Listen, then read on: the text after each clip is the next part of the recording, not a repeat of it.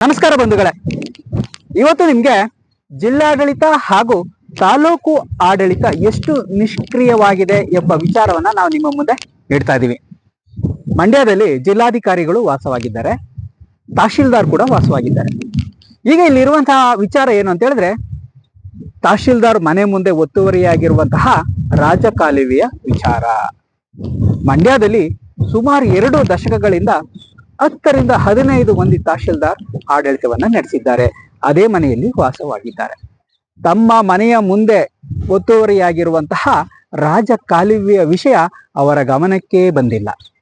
ಸ್ನೇಹಿತರೆ, ಬಂಧುಗಳೇ, ಈ ರಾಜಕಾಲುವೆ ಮಂಡ್ಯದ ಪ್ರಮುಖ ಕಾಲುವೆ ಅಂತ ನಾವು ಹೇಳ್ಬೋದು. ಯಾಕೆಂತ ಹೇಳಿದ್ರೆ, ಮಂಡ್ಯಕ್ಕೆ ನೀರನ್ನ ಸಪ್ಲೈ ಮಾಡುವಂತಹ ವಾಟರ್ ಬೋರ್ಡ್ ಇಂದ ಹಿಡಿದು RTO ಕಚೇರಿ, ತಹಶೀಲ್ದಾರ್ ಅವರ ಮನೆ ಮತ್ತೆ ಅರಣ್ಯ ಇಲಾಖೆಯ ನಡುವೆ ಹಾದು ಹೋಗುತ್ತೆ. ಈ ಅರಣ್ಯ ಇಲಾಖೆಯ ನಂತರ ಮುಂದೆ ಇರುವಂತಹ SP ಮನೆಯ ಮುಂಭಾಗ, ತದನಂತರ ವಿದ್ಯುತ್ ಇಲಾಖೆ ಅಂದ್ರೆ ಕ್ವಾರ್ಟರ್ಸ್ ನಲ್ಲಿ ಆ ರಾಜಕಾಲುವೆ ಹಾದು ಹೋಗುತ್ತೆ. ಈ ರಾಜಕಾಲುವೆ ಸುಮಾರು 1 ಚೈನ್ ಇದೆ ಎಂಬ ಮಾಹಿತಿ RTA ಕಾರ್ಯಕರ್ತರಿಂದ ಹೊರಬಿದ್ದಿದೆ. ಆದ್ರೆ ಇದುವರೆಗೂ ಕೂಡ ಇಲ್ಲಿನ ತಹಶೀಲ್ದಾರ್ ಆಗ್ಲಿ ಅಥವಾ ಜಿಲ್ಲಾಧಿಕಾರಿಗಳಾಗ್ಲಿ ಈ ರಾಜಕಾಲುವೆಯ ಒತ್ತುವರಿಯನ್ನ ತೆರವು ಮಾಡೋದಕ್ಕೆ ಮುಂದಾಗಿಲ್ಲ. ಒಂದು ಮೂಲಗಳ ಪ್ರಕಾರ ಆ ರಾಜಕಾಲುವೆಯ ಮೇಲೆ ತಹಶೀಲ್ದಾರ್ ಅವರ ವಸತಿ ಗೃಹದ ಕಾಂಪೌಂಡ್ ಅನ್ನ ನಿರ್ಮಾಣ ಮಾಡಲಾಗಿದೆ.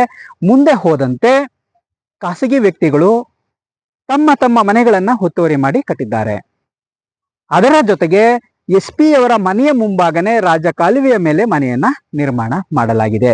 ಇದಕ್ಕೆ ಅನುಮತಿ ನೀಡಿರುವಂತಹ ನಗರಸಭೆ ಆಗಿರ್ಬೋದು ಅಥವಾ ಯೋಜನಾ ನಿರ್ದೇಶಕರಾಗಿರ್ಬೋದು, ಇವರ ಗಮನಕ್ಕೆ ರಾಜಕಾಲುವೆ ಇರೋದು ಅನುಭವಕ್ಕೆ ಬಂದಿಲ್ಲ ಅಥವಾ ವಾಸ್ತವ ಸ್ಥಿತಿಯೇ ತಿಳಿದಿಲ್ಲ ಅನ್ನೋ ಒಂದು ವಿಚಾರ ತಿಳಿದು ಬರ್ತಾ ಇದೆ.